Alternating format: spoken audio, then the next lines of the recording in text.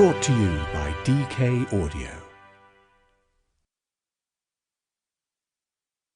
DK Audio presents A History of Astrology, Divination and Prophecy by DK, read by Ffion Aynsley. Preface. Astrology flourishes in the modern world. Most people in the West know their zodiac or birth sign, and many say that their sign is a good fit for their personality, or that they are like they are because they were born with the planets in one zodiac sign or another. In India, astrology retains its 2,000-year-old tradition, especially in Hindu culture, and notably in the great planet temples of the southern state of Tamil Nadu. These form the heart of a vibrant culture in which astrology can pinpoint auspicious times to perform any action, and so change the future. Today's global connectivity has made the various ancient astrological traditions available to everyone. Western astrology is now taught in China. People in Europe know their Chinese animal signs, and Indian astrologers give consultations over the phone to Americans. Astrology is the quest for meaning in the heavenly bodies. It has existed in some form in every human culture since ancient times. We have evidence of stargazing from the Stone Age. The so-called Venus of Lozelle, a 25,000-year-old carving of a woman holding what seems to be a crescent moon containing notches, is thought to be a lunar calendar. There is also the Babylonian Venus tablet of Ammisaduqa, which features predictions for the planet Venus, dating to circa 1700 to 1500 BCE. This tablet presents the earliest evidence for a tradition of astrology that continues to flourish in both Western and Indian culture. The ancient world came up with models for how astrology works that are still relevant today.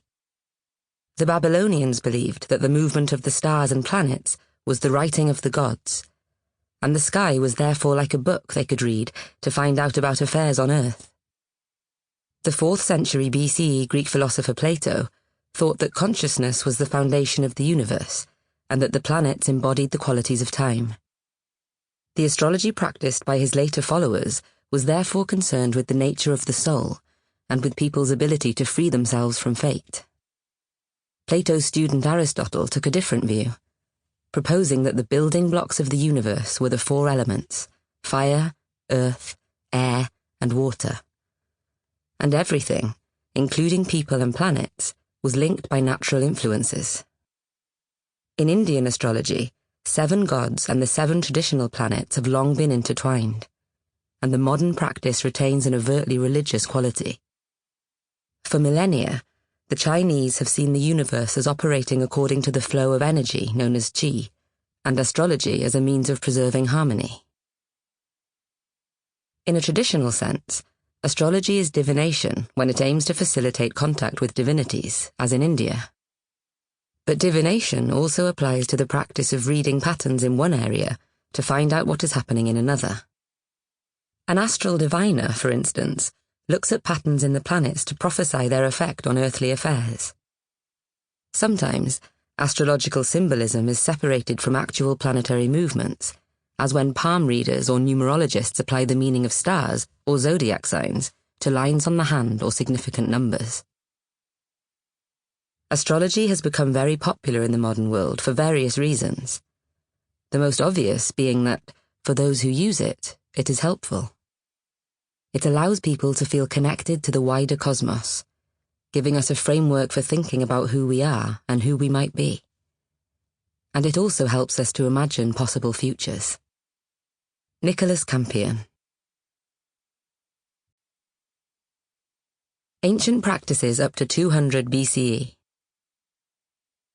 Introduction. 2 principles guided divination and astrology in the ancient world. The first was that absolutely everything in the universe was interconnected, from the smallest thing to the largest, and from the physical to the psychological, psychic, spiritual, and divine. Gods, stars, planets, people, plants, animals, fish, birds, insects, stones, the air, the wind, fire, flames, water, rain, rivers, thoughts, dreams, literally all things, was seen as part of a single system. The second principle which follows from the first, was that any one thing could therefore provide information about any other. People could observe the flight patterns of birds, feel the wind, or look at the shapes of stones, and reach a conclusion about how to manage their affairs, political, personal, or otherwise. Astrology focuses on connections between celestial bodies, mainly the stars and planets, and human lives. The term astrology stems from ancient Greek, so was unknown to those studying the skies in ancient Egypt, China, and India. It translates as the word or the logic of the stars. If astrology is the word of the stars, then the stars are speaking to humans. Not in a way people could hear, but in a manner they could read. This is why American historian Francesca Rochberg refers to Babylonian astrology as the heavenly writing. The Greek word logos is the root of the English word logic, and ancient peoples found logic in the messages they received from the stars. The earliest Babylonian omen texts from ancient Mesopotamia were structured with an if clause and a then clause. One tablet reads, "If on the 16th day the moon and sun are seen together, then one king will send messages of hostility to another." In the event of such doom-laden predictions, all was not lost, however. A difficult forecast could be mitigated by rituals known as namburbi, which could change the future. The tablet in question continues, "Let the king perform either a namburbi or some ritual which is pertinent to it." This serves as a reminder of another feature of astrology. It invariably requires action. The act of communicating with the stars or other higher beings is known as divination because divinities, gods and goddesses, were often involved. Indeed, in a world in which they were always present, it is difficult to see how they could not be consulted. But the term divination is also employed in a wider sense to describe any activity that uses events or patterns in one part of existence to draw conclusions about developments in another without divine intervention. The ancient Chinese oracle, the I Ching, is a classic example. While the traditional practice of cleromancy requires the diviner to arrange yarrow stalks into patterns, the more usual modern custom is to throw coins and interpret the way they fall. The results are then transposed into hexagrams, consisting of 6 lines that correspond to riddles written in the I Ching.